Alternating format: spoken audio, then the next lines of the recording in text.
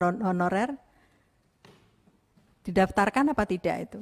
Didaftarkan sebagian. Sebagian didaftarkan, tapi sebagian tidak. Sebagian besar, bukan sebagian kecil, tapi sebagian besar tidak didaftarkan. Padahal mereka gajinya, atau bukan gaji ya, honornya ada yang 200.000, 300.000, itu sangat layak untuk mendapatkan.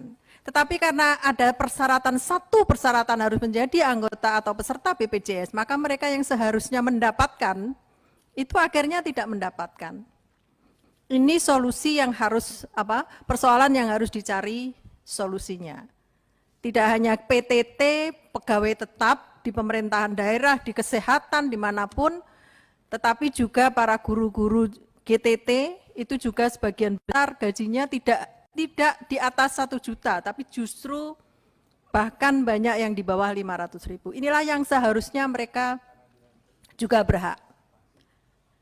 Dan rata-rata kalau sudah memenuhi syarat harus masuk ke tenaga kerjaan itu sebagian besar kan mereka pasti UMR di UMR di wilayah masing-masing. Sedangkan di sini yang saya sampaikan ini belum tentu UMR. Bahkan kalau Bapak tahu 300.000 kadang kita merasa ternyuh sekali, 200 pun dia lakukan, apalagi guru-guru itu. Nah, ini perlu mendapatkan perhatian dan ini luput dari perhatian kita. Apalagi mereka bekerja pada pemerintahan. Yang pertama di lingkungan kita ini juga mendapatkan haknya. Yang kedua bagi PTT, pegawai tidak tetap maupun GTT yang berada di seluruh Indonesia, terutama yang gajinya di bawah 1 juta itu sangat-sangat berhak dan layak untuk mendapatkan itu. Bapak kalau sudah seperti itu pasti pusing nanti.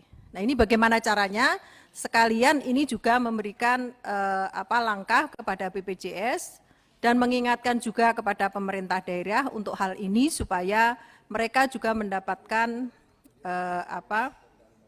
perhatian yang layak, haknya yang memang seharusnya mereka terima. Kita tahu bahwa memang untuk membayar BPJS itu kalau pemerintah daerah juga melalui APBD, tapi itu menjadi haknya menjadi kewajiban dan haknya bagi kewajiban pemerintah daerah, juga hak bagi para peserta atau pegawai yang ada.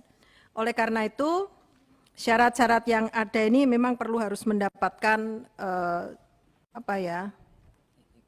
mendapatkan perhatian. Kalau di sini pasti yang perusahaan-perusahaan gede-gede juga yang akan mendapatkan itu.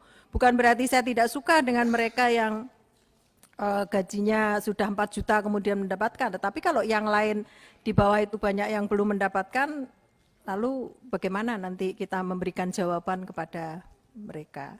Oleh karena itu ini ujian juga bagi Bapak Dirut BPJS Ketenagakerjaan bagaimana caranya memberikan solusi terhadap hal tersebut. Di sisi lain pemerintah juga tidak akan pincang memberikan subsidi ini kepada mereka-mereka yang sebenarnya mereka tidak harus diberikan meskipun gajinya atau upah yang diterima itu kurang dari 5 juta. Tetapi masih banyak yang di bawah itu jauh lebih banyak yang perlu mendapatkan perhatian.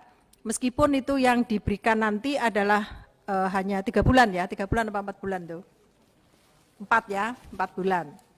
Tapi uang 4 bulan 600 itu bagi mereka yang biasanya mendapatkan 200-300 itu sesuatu yang sangat luar biasa. Mungkin yang gaji yang diterima 4 itu seperti mendapatkan durian runtuh yang mereka terima. Ini mungkin karena ini program juga mendadak dalam arti program yang muncul ketika pandemi, maka ini juga harus bagaimana mencari solusi meskipun ini juga sesuatu yang mendadak yang harus dicari solusinya, tetapi saya minta dengan hormat kepada Kementerian Tenaga Kerja dan Dirut BPJS untuk melakukan diskusi atau pembicaraan terhadap hal tersebut supaya mereka juga mendapatkan haknya yang sebenarnya justru merekalah yang harus diperhatikan dan harus dilindungi oleh negara. Terima kasih Pak